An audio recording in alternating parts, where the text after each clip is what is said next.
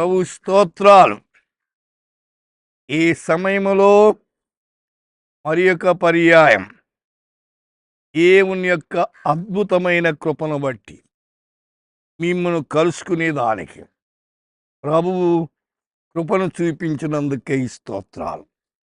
ఈ దినం యెషయా గ్రంథం 41వ అధ్యాయం 10వ వచనం, నీతియను నా దక్షిణ హస్తముతో నిన్ను ఆదుకుందును అంటున్నాడు. I will uphold thee with the right hand of my righteousness. अपने धर्मीमय दाहिनी हाथ से मैं तुझ संभाले रहूंगा. వీళ్ళ బాగా గమనించండి. లోకములు నీతిమంతుడు యేసొక్కడే. అయితే ఆయన నీతి గల తన దక్షిణ హస్తం అనగా కుడి హస్తముతో ఏం చేస్తాడంట? ఆదుకుంటాడట. ఆయన ఆదుకునే దేవుడు, తోసివేసే దేవుడు కాదు, ఆదరించే దేవుడు, సహాయం చేసే దేవుడు, కృపగలిగిన దేవుడు. సామెతలు 4:11లో జ్ఞాన మార్గము నేను నీకు బోధిస్తా అంటే అజ్ఞానా నుండి తొలగిస్తా, అవిధేయత నుండి తొలగిస్తా, ఎట్లా నడుచుకోవాలో నేర్పిస్తా, జ్ఞాన మార్గమును నీకు బోధిస్తాను అంటున్నాడు. యథార్థ మార్గములో నిన్ను నడిపిస్తా.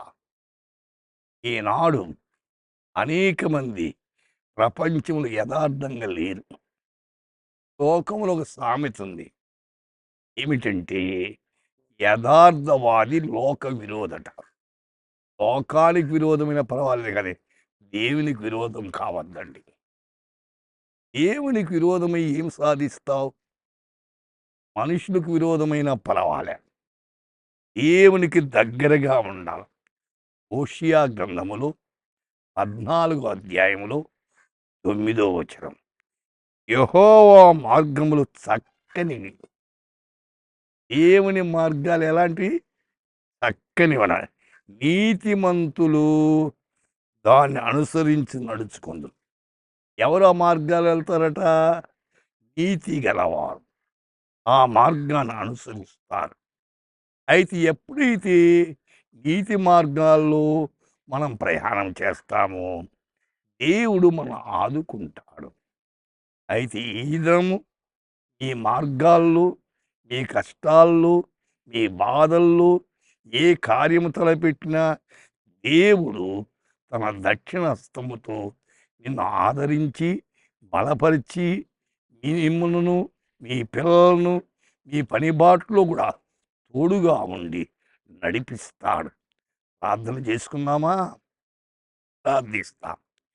దయామయుడవైన తండ్రి, ఈ దినము ఎంతమంది అయితే యూట్యూబ్ ద్వారా మీ వాక్యాన్ని వింటున్నారు వాళ్ళని కనికరించండి అయ్యా.